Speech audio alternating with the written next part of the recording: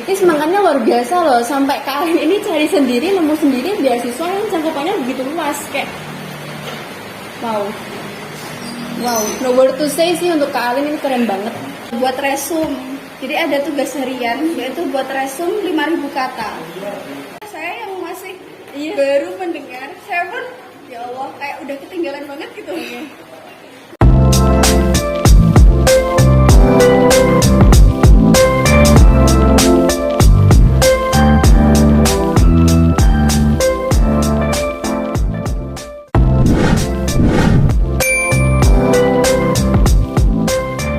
Assalamualaikum warahmatullahi wabarakatuh. Selamat sore, salam rahayu, salam psikologi. Hai tips, kembali lagi di Popsi, yaitu podcast psikologi. Bersama aku, Fiska Adriana, yang akan menemani kalian pada perbincangan hangat kita kali ini bersama gue Star yang akan kita kepoin nih. Pada kesempatan kali ini, di sebelah aku ada siapa sih ini? Kok dilihat-lihat dari segi manapun tuh cantiknya terpancar, pinternya terpancar. Kita harus kepoin nih siapa dia dan apa yang akan dia bahas dengan kita bersama di sini. Jadi semua say hey kepada Kak Alin. Hai Kak Alin. Hai teman-teman semua. Oke, jadi Kak Alin ini adalah mahasiswa aktif psikologi Islam di UIN Said Ali Rahmatullah Tulungagung. Yang konon katanya Kak Alin ini cepu. Loh, kok cepu sih? Orang pinter kayak gini tuh cepu. Orang secantik dia ini cepu. Jadi maksud aku ini cepu, Kak Alin memiliki cerita pengalaman unik yang akan kita bahas bareng-bareng di podcast kita kali ini. Oke, yang akan kita bahas ini bukan kayak kok bisa sih Kak Alin hari ini makan telur asin, bukan. Oke, dapat beasiswa yang luar biasa di luar negeri. Langsung saja ya Kak dalam memasuki inti dari podcast. Pertanyaan pertama dari aku nih. Ya. Apa aja sih kebiasaan Kak Alin sehari-hari, mulai dari bangun sampai tidur lagi tuh ngapain aja? Mungkin Kak Alin ngajar di TPH atau buka les-lesan atau ya jalan-jalan atau gimana nih? Bisa diceritain nih ke kita semua. Oke, saya ceritakan aja ya yang penting-penting aja yang mungkin bisa bermanfaat buat teman-teman semua. Oke, silakan. Jadi saya di rumah mengajar les-lesan karena memang orang tua itu punya les-lesan kecil. Oke. Selain itu saat ini saya sedang mengembangkan perpustakaan kecil-kecilan nih Kak. Wah, keren. Perpustakaan kecil-kecilan buat anak-anak desa di rumah saya karena mungkin literasi di lingkungan sekitar rumah saya itu masih kurang.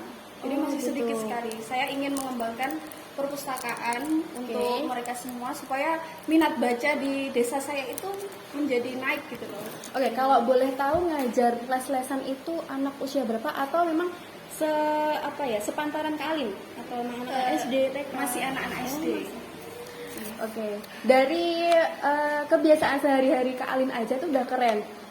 Buka les-lesan, bikin perpustakaan kecil. Oke, Ini di luar dari yang diceritakan. oh enggak dong, masih masuk. Jadi motivasi Kak Alin buka perpustakaan kan untuk mengembangkan literasi di desa. Ya, benar sekali. Itu untuk memikat minat orang-orang tuh gimana sih kan zaman sekarang kita pakai handphone, kenapa kok sampai ada ide bikin perpus? Jadi saya dari kecil kan memang dulu suka sekali baca kan. Dari zaman kelas 2 MI itu udah kenal sama namanya novel. Oke. Kakak tahu KKPK? Wah, apa itu Kak? Buku-buku anak kecil yang kecil-kecil Oh, iya, ya. iya. Itu kan bukunya menarik-menarik sekali. Ada gambarnya juga dan itu cara saya memikat anak-anak. Jadi saya mengenalkan buku-buku majalah anak-anak bahwa selain majalah-majalah yang kita ketahui kan banyak sekali majalah yang seperti majalah Playboy dan lain sebagainya. Iya, Ternyata ada juga majalah yang untuk anak kecil dan itu syarat akan pengetahuan gitu juga di dalamnya. Oh, ini tuh selain kebiasaan yang keren juga ada tujuan yang mulia banget.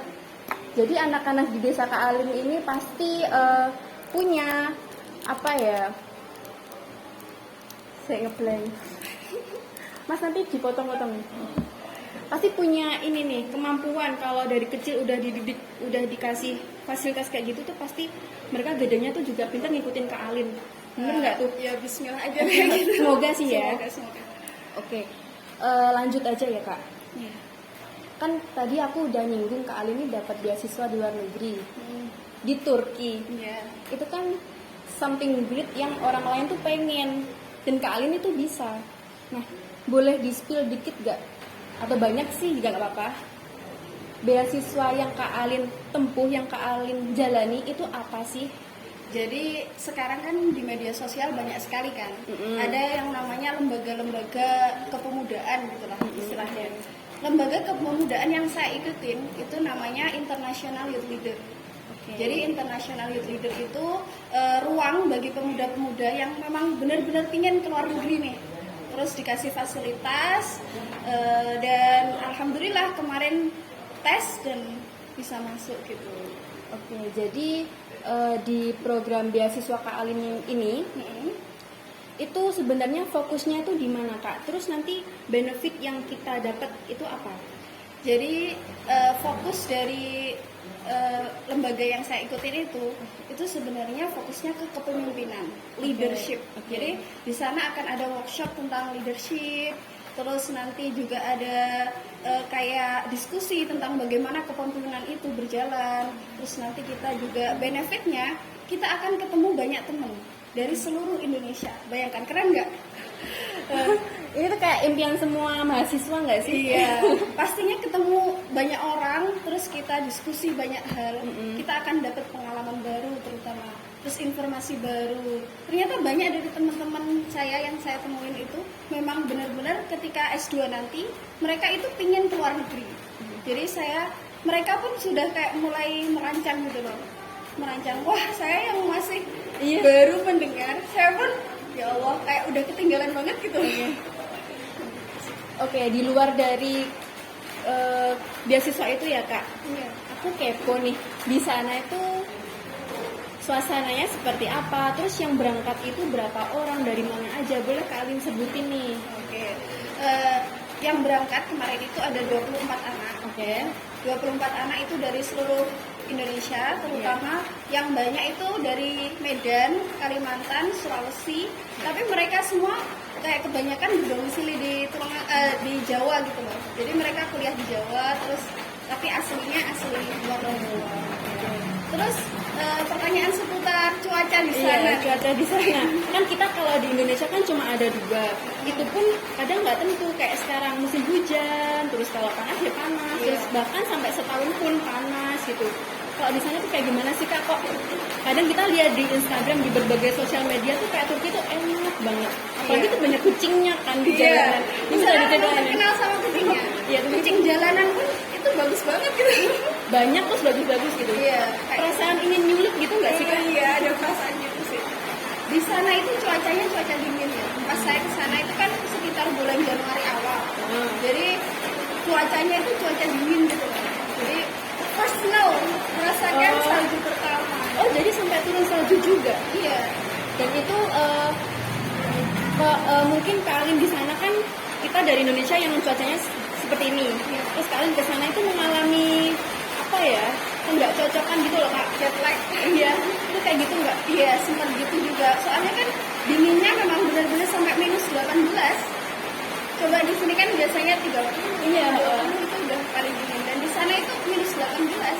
Jadi benar-benar kayak kaget gitu, shock. Ya kok dingin banget gitu. Tapi alhamdulillah, kalau buat teman-teman semua yang misalnya kayak punya penyakit, tapi ke Turki ke musim dingin itu malah justru lebih lebih sehat gitu loh. Soalnya di sana udaranya segar dan kelembapannya itu nol. Udah ke Turki ngerasain salju, terus ketemu kucing-kucing, dapat beasiswa, tuh kayak keren banget loh. Iya, nanti mbaknya mau nyusul. Kita semua harus nyusul ya teman-teman. Oke, masih seputar kehidupan di Turki ya. Kak Alin di sana tuh berapa hari dan kegiatannya tuh ngapain aja kalau boleh tahu? Oke. Jadi selama 10 hari. Jadi PP-nya itu sendiri 16 jam. Naik pesawat 16 jam. Iya, Jakarta, Qatar, Turki. Jadi kita transit dulu di Qatar, terus nanti melanjutkan ke Turki. Itu perjalanannya sekitar 16 jam. Dan kegiatannya di sana itu memang full banget. Jadi buat teman-teman yang benar-benar pengen pure jalan-jalan, jangan ikut lembaga. Kumpulin uang sendiri, lalu jalan di sana. Tapi buat teman-teman yang memang benar-benar pure niatnya ingin belajar, bisa ikut lembaga dan kemudian nanti di sana akan full kegiatan, dapat pengalaman baru, teman baru juga. Jadi untuk walaupun ini nggak full jalan-jalan, tapi ya bisa disebut jalan-jalan tipis-tipis gitu ya. Soalnya kita ngerasain tempat baru, teman baru, pengalaman baru juga. Iya. Oke, next question ya. Motivasi Kak Alin ikut atau daftar beasiswa ini tuh apa? Kan ini beasiswanya tuh besar ya cangkupannya sampai ke luar negeri. Sebenarnya motivasi Kak Alin itu apa? Gitu. Kok bisa sih ada kemauan? Kadang kan kita kalau mau daftar aja tuh males kayak ngurusin ini, ngurusin itu. Kita masih ada rasa-rasa males. Tapi Kak Alin semangat loh sampai ke Turki, sampai menyentuh tanah di Turki itu kan. Motivasi sebenarnya Kak Alin itu apa? Boleh disebutkan? Sebenarnya memang dari SMA, dari MA dulu itu udah kayak punya keinginan. Oke. Sebenarnya setiap orang ketika punya keinginan, mereka akan fokus pada keinginan tersebut dan akhirnya tercapai. Kita harus punya keyakinan itu gitu loh. Jadi dulu memang dari Alia itu suka nulis di buku. Saya pingin pergi ke Turki gitu. Dulu malah doanya bukan gitu. Gimana nih doanya? Dulu doanya kayak gini. Ya Allah, saya pingin ke luar negeri. Iya. Tapi pertama kali tolong ke Mekah dulu gitu. Oh iya. Tapi ternyata ditaruh di Turki yang dia itu peradaban Islam pertama gitu. Jadi ternyata setiap doa kita walaupun nggak tercapai itu dikasih yang mungkin lebih baik gitu loh. Mungkin Turki ini rezeki pertama ya. Ya, Mungkin benar next sekali. rezekinya bisa langsung ke Mekah ya. Amin ya. Amin, amin, amin. Oke. Terus beasiswa yang besar ini kan cangkupannya luar negeri. Iya. Dan mungkin nampak sulit juga seleksi untuk bisa lolos dalam beberapa tahap. Nah, Kak Ali ini kok bisa tahu sih info mengenai beasiswa ini tuh dari mana? Mungkin dengar dari teman atau info dari dosen atau dari mana? Gitu. Bisa disebutin Kak? Jadi sebenarnya ketika kita buka Instagram, Iya. ya, itu kan ada banyak sekali kan Oke. info-info tentang beasiswa. Ya kita itu aja, sering-sering buka itu aja. Nanti ada satu info, ada juga satu aplikasi yang saya mau rekomendasikan kepada teman-teman semua. Nama aplikasinya adalah Sejuta Cita. Jadi di sana kalau misalnya teman-teman semua pingin, ini nggak disponsori, Boleh, silakan aja. ingin benar-benar tahu kegiatan luar negeri, terus ingin tahu tentang seminar dan lain sebagainya, itu di sana banyak banget. Dan cangkupannya bukan hanya nasional saja atau mungkin regional, tapi juga internasional. Jadi emang Kak Alin sendiri nih yang cari-cari sendiri, nggak dapat saran dari orang atau itu semangatnya luar biasa loh, sampai Kak Alin ini cari sendiri, nemu sendiri beasiswa yang cangkupannya begitu luas kayak wow, no word to say sih untuk Kak Alin, ini keren banget, gils. Terus next question, kegiatan Kak Alin di sana itu kan selama 10 hari ya kalau nggak salah. Dari tidur sampai bangun lagi itu kira-kira ngapain aja? Karena kan jam di Indonesia sama di Turki beda kan Kak? Iya, beda banget. Mungkin jamnya berbeda, kegiatannya juga beda, atau bagaimana bisa dijelasin ke kita, berbagi ke kita gitu? Kalau kegiatannya memang benar-benar padat ya. Padat. Jadi pagi itu sebenarnya kalau di Turki masih kayak di sini waktu duha ya, kan sudah terang gitu kan. Kalau di Turki tuh waktu terangnya matahari terbit itu jam 8:30, jam 8 gitu. Tapi kalau kita yang memang kegiatan ya dari Indonesia terus melaksanakan kegiatan di sana, itu tetap jam 7 kita bangun. Terus Walaupun kemudian- gelap gitu ya, Iya, tetap walaupun langsung. gelap. Oh, oke. Langsung sarapan, terus setelah itu kegiatan full sampai malam. Terus kan kita pindah dari satu tempat ke tempat yang lain. Yang pertama itu hari pertama itu di Bursa. Oke. Terus kita di salah satu universitas di sana namanya Bursa Universitasi. Jadi kalau di Turki itu bukan universitas tapi universitasi. Oh, Jadi kegiatan terus pindah ke kota lain. Misalnya dari Bursa terus kita ke Kapadokia, terus kita ke Ankara. Nah, kita kegiatan terus tuh sampai malam jam 11-an. Terus setelah itu kita buat resume. Jadi ada tugas harian yaitu buat resume 5.000 kata. setiap malam dan kita harus ngumpulin sebelum jam 12. 12 hari itu. Iya. Jadi setiap perjalanan nih, perjalanan kita ngerjain resume tuh, kita nggak sempet kayak melihat pemandangan dan sebagainya. Misal pengerjaan itu kita nggak ngerjain atau apa ya, nggak sempet, Iya. itu ada konsekuensinya nggak? Ya konsekuensinya bisa jadi nanti beasiswanya suruh bayar gitu. Oh, jadi ini gratis dan kalau kita nggak ngikutin aturan-aturan dengan baik ya, Iya benar. itu konsekuensinya. Wah, ya gimana ya kak? Kalau aku mau nanya iseng nih, di sana tuh kalau sarapan tuh kayak gimana ya kak? Mungkin ada juga yang jual nasi kuning, nasi padang mungkin. Kalau menurutku ya kuliner di sana sama di Indonesia itu jauh banget. Banyak. Kalau Indonesia itu lebih enak, lebih terasa bumbunya dan lebih pokoknya lebih semua lah. Kalau kuliner di sana itu hambar semua rasanya. Apa mungkin waktu kalian ke sana tuh lagi kondisi musim dingin kali ya? Iya. Jadi makanan-makanan, minuman itu kurang gitu loh kalau dimakan. Bisa jadi sih, bisa jadi. Jadi teman-teman itu yang dari Indonesia kebanyakan itu bawa bon cabe. Oh, bawa bekal sendiri Iya, bon sebelumnya. cabe terus pokoknya teman-teman semua yang mau ke Turki dan ke lain sebagainya, ke negara lain itu bawa bumbu-bumbu itu aja. Soalnya di negara itu kan nggak semua ada kan. Iya benar. Antisipasi, namanya bawa sambal sendiri dari Indonesia. Oke, next question. Pembelajaran apa atau ilmu yang Kak Alin dapat itu apa aja sih dari pelatihan kepemimpinan itu? Mungkin kan Kak Alin udah dapat, terus nerapinya itu bagaimana? Mungkin di kehidupan sehari-hari atau untuk edukasi ke orang lain itu bagaimana sih Kak? Ya, yang pertama dari kepemimpinan Iya. ya. Di sana itu yang paling saya suka itu sebenarnya saya belajar dari cara masjid sana menarik anak-anak gitu kan. Oke. Jadi di masjid sana itu anak-anak itu setelah sholat itu diajak main sama imamnya.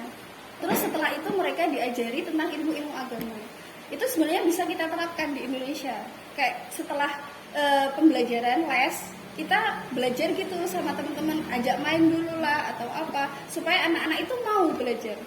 Jadi selain kayak fun gitu loh. Jadi kita bungkus pembelajaran yang berat itu dengan sesuatu yang disukai, Iya, menyenangkan. Ya, benar sekali. Oke, hasil dari beasiswa itu sendiri kan manfaatnya juga besar karena itu program yang besar juga. Iya, benar. Kalau semisal Kak Alin ini mungkin belum jadi berangkat, apakah Kak Alin ini mengikuti program beasiswa lain atau tetap berburu beasiswa yang ini? Mencari yang lain. Mencari yang lain. Jadi sedikit cerita ya teman-teman. Saya itu sudah 3 kali ditolak beasiswa. 3 kali terus dapetnya Yang ini. yang luar biasa. Jadi sebelumnya itu pernah daftar di Korea, Jepang sama luar negeri juga. Singapura iya, tapi event yang berbeda. Nih. Itu berkali-kali daftar, itu sempat gagal. Terus saya pernah daftar sebelum ini sebenarnya Iya. di Korea. Itu harus bayar dulu dan saat itu belum ada uang, jadi saya cancel. Padahal bayarnya itu sebenarnya nggak banyak, cuman 700-an ribu. Hanya 700.000 ke Korea. Iya. Korea. Tapi saat itu ibu kayak udah nggak ridho gitu kan, Iya. kayak nanti ada biaya tambahan, akhirnya di cancel. Oke, akhirnya rezekinya ada di beasiswa IYLI. Pasti ada hikmah ya di balik Iya, awan yang gelap gitu. Oke, aku mau tahu tips and trick buat mungkin adik tingkat atau yang sepantaran Kak Alin atau yang ingin mengikuti beasiswa seperti Kak Alin itu gimana? Kita harus belajar dulu, harus tekun dulu, atau kita mencari info di mana? Bisa dikasih tips and trick untuk kita semua Kak Alin? Iya, buat teman-teman semua nih yang misalnya mau daftar beasiswa ke luar negeri, salah satu hal yang paling penting untuk kalian persiapkan mulai dari sekarang itu bahasa asing. Oke, Ya. harus belajar bahasa asing. Bahasa nih. asing terutama apa? Bahasa Inggris. Di mana-mana bahasa Inggris itu digunakan. Semua seleksi selalu menanyakan, kalian bisa bahasa asing nggak? Kalau bisa bahasa asing itu jadi nilai plus buat kita semua kalau pingin daftar ke luar negeri. Karena di Turki itu kan, terutama di Turki ya, atau di negara manapun itu biasanya mereka nasionalisnya tinggi. Oke. Ya, jadi mereka itu nggak mau mempelajari bahasa, kecuali yang kayak dosen atau apa itu mereka selalu bisa bahasa Inggris. Jadi yang pertama kali dipersiapkan bahasa Inggris. Terus kedua CV. CV itu penting. Apa pengalaman yang sudah pernah kalian dapat. Terus apa prestasi-prestasi yang pernah kalian dapat itu udah harus dipersiapkan mulai dari sekarang. Oke, aku potong bentar. Kalau misal kita nggak punya prestasi atau apa ya, data mengikuti organisasi itu, apakah ada cara lain atau memang kita tuh harus punya apa ya, bekal itu, nilai plus gitu ya? Iya. Ya sebenarnya ketika kalian merasa saya nggak punya prestasi gitu, harus yakin bahwasanya kita bisa mencetak prestasi itu sekarang gitu. Oke. Jadi walaupun terlambat, nggak ada kata terlambat gitu loh, kita harus punya pikiran kita mulai mencetak prestasi itu sekarang gitu. Jadi kalau misalnya nggak punya ya, sebenarnya nanti ada kayak sesi wawancara gitu kan. Nah, di sesi wawancara itu akan ditanyai, apa nih kelebihan kamu, apa nih kekurangan kamu. Jadi seberapa besar kamu mengetahui diri kamu, nanti akan banyak ditanyakan di sana. Dan ketika itu pihak beasiswa benar-benar melihat kita gitu loh, melihat kita dari segi apa sih prospek kamu 5 tahun ke depan, sampai ditanyain gitu juga. Jadi benar-benar itu nilai plus yang sebenarnya bisa jadi tambahan walaupun kita nggak punya prestasi yang memadai gitu. Oke. Kalau pertanyaan pribadi dari aku nih, mungkin kan kita kalau melihat peserta lain untuk mengikuti beasiswa yang besar itu ada rasa minder. Apalagi kita ngelihat public speaking tiap orang, terus ngelihat kemampuan mereka, skill-skill yang mereka miliki, mohon maaf, itu pasti memiliki rasa minder. Gimana sih menghadapi atau mengantisipasi timbulnya rasa-rasa kayak gitu tuh gimana, Kak? Sebenarnya gini, kalau kita ikut beasiswa, kita udah nggak usah, kita fokus aja, kan sekarang kebanyakan online ya Mas ya. Jadi ketika kita daftar beasiswa, kita kan nggak tahu siapa nih yang daftar, orang mana, mereka sehebat apa. Pas saya keterima di sana, terus saya ketemu banyak teman-teman, ternyata mereka semua orang-orang hebat. Kan kita diharuskan untuk menceritakan 2 prestasi terbesar. Dan semua teman-teman itu kayak dia itu udah jadi founder, mereka udah menerbitkan buku, terus mereka ketika kita keluar dari zona nyaman ya, kayak nggak usah takut lah, tapi kita akan ketemu orang-orang hebat gitu, dan yang bisa menginspirasi kita gitu. Oke. Jadi itu tadi sefruit atau sebuah tips and trick untuk kita yang ingin mengikuti jejak Kak Alin, yaitu mengikuti beasiswa yang tingkatnya tinggi, yaitu di luar negeri seperti beasiswa IEL. Jadi tips and triknya tuh gitu teman-teman, jangan minder, terus pelajari bahasa asing dari sekarang, harus pintar bahasa Inggris, jangan ngejaksel doang, harus bisa bahasa Inggris full. Oke, the next question. Kesan-pesan Kak Alin saat mengikuti program beasiswa itu apa sih, Kak? Tingkat keseruannya, tingkat kepanikannya, kan pasti ada rasa panik gitu kayak di sana. Itu boleh diceritain ke kita semua. Kesan dan pesan, saya berterima kasih sangat ya kepada pihak IEL yang mempertemukan saya dengan teman-teman baru saya di sana. Benar-benar teman-teman yang hebat, dan saya merasa terinspirasi, jadi lebih semangat, jadi lebih kayak wah aku ini apa gitu loh. Tapi kayak kalau yang lebih baik gitu loh, besok harus lebih baik, karena lihat pencapaian teman-teman di IEL itu banyak sekali kan. Udah ya tadi aku ceritain yang dari mulai sudah jadi founder, penulis dan lain sebagainya. Terus selain itu keriuhan yang terjadi di sana, yang pertama tadi gara-gara resume 5.000 ke atas setiap malam, itu yang paling saya ingat, yang paling kayak jadi pembelajaran kalau punya tugas kuliah itu kayak keinget loh kemarin pernah ngerjain resume di Turki gitu. Itu waktunya tuh bener-bener singkat loh, Kak. Iya, jam segitu banget. Sampai jam segitu 5.000 kata. Iya, 5.000 kata. Dan harus dikumpulin. Itu bener. Oke, tips, karena kita udah ada di penghujung acara kita, aku Fiska sebagai host yang menemani kalian dari tadi ingin mengucapkan rasa terima kasih yang sebanyak-banyaknya dan permohonan maaf apabila ada salah bertutur kata maupun perbuatan, dan terima kasih untuk gue star kita kali ini yang luar biasa banget, memotivasi banget. Apalagi saya nih, aku nih yang di depan langsung bener-bener kepana banget denger ceritanya. Oke, langsung aja ya aku tutup. Kita bisa lanjut ke next podcast atau Topsy. Terima kasih semua, tunggu next acara kita selanjutnya. Dan jangan lupa subscribe, like, and comment. Bye-bye. Bye-bye kali. Bye-bye.